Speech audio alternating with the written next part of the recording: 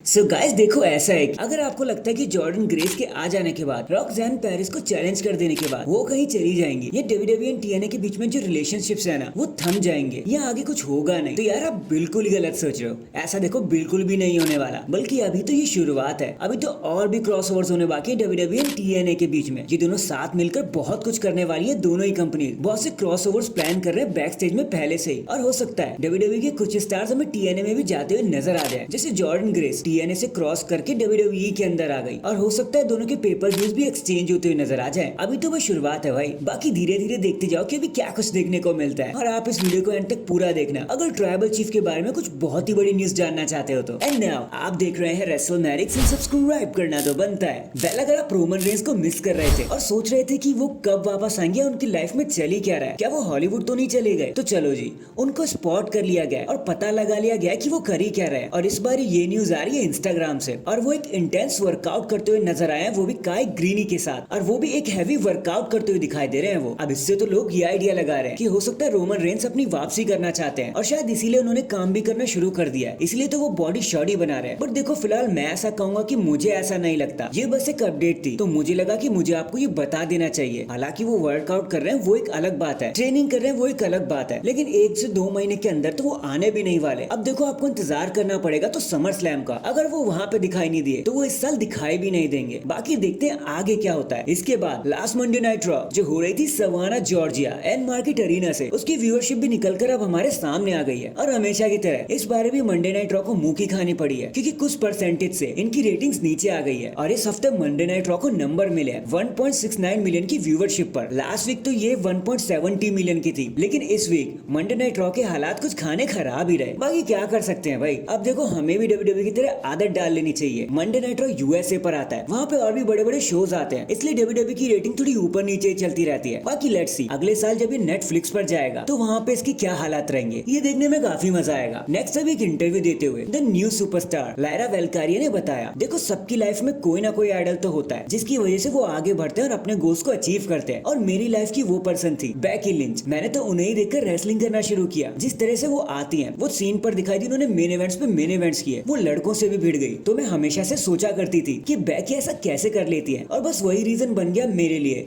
कि मैं रेसलिंग को ज्वाइन करूं। और ये कहना गलत नहीं होगा कि अगर आज बेकी लिंच ना होती तो मैं रेसलिंग में नहीं होती। वैसे लायरा देखो हर किसी का कोई ना कोई आइडल होता है, लेकिन बेकी लिंच आपकी आइडल है, ये सुन के ज्यादा अच्छा लगा। होप आप उन्हीं की तरह एटीट्यूड भी लेकर आओगे। एंड इन दी एंड हमने देखा कि कैसे एजे स्टाइल एक फ्यूरियस कंडीशन में नजर आ रहे हैं, इधर उधर वो गुस्सा कर रहे हैं, यहाँ तक कि बहुत बारी तो बैक स्टेज पर वो निकेल्डिस पे गुस्सा करते हुए नजर आए, भड़कते हुए नजर आए। तो बैक स्टेज में ये चीज चल रही है एजे स्टाइल को लेकर, तो इससे ये माना जा रहा है अकॉर्डिंग टू द रिपोर्ट्स, हो सकता है डब्ल्यूडब्ल्यूई एजे स्टाइल वर्सेस कोडी रोड्स का पार्ट 2 प्लान कर रही हो, जब तक रेंडी ऑर्टन गंथर के साथ बिजी रहते हैं। हम जानते हैं कि कैसे WWE Cody Rhodes and रेंडी Orton के मैच को प्लान कर रही है इसी साल, तो हो सकता है रेंडी ऑर्टन के बिजी होने पर डब्ल्यूडब्ल्यूई ने इस प्लान को बना लिया हो, मतलब एजे स्टाइल एंड कोडी रोड्स का प्लान। अब हालांकि रिजल्ट तो यहाँ भी अल्ट्रा प्रेडिक्टेबल है, लेकिन जिस तरीके से एजे स्टाइल बोल रहे थे ना कि उनके पास टाइम जरा सा कम है, तो हो सकता है उनका मैच एक बारी और पुल ऑफ कर दिया जाए कोडी रोड्स के साथ। बाकी लेट्स सी यार आगे क्या होता है। So that is it guys, अभी के लिए तो बस इतना ही। आप मुझे बताना क्या आप कोडी रोड्स वर्सेस एजे स्टाइल एक बार फिर से देखना चाहते हो, कमेंट करके जरूर बताना। एंड चैनल पर नया तो चैनल को जल्दी से लाइक एंड सब्सक्राइब कर दो। बाकी मैं मिलता हूँ आपसे किसी और अपडेट के साथ, तब तक के लिए अपना ख्याल रखें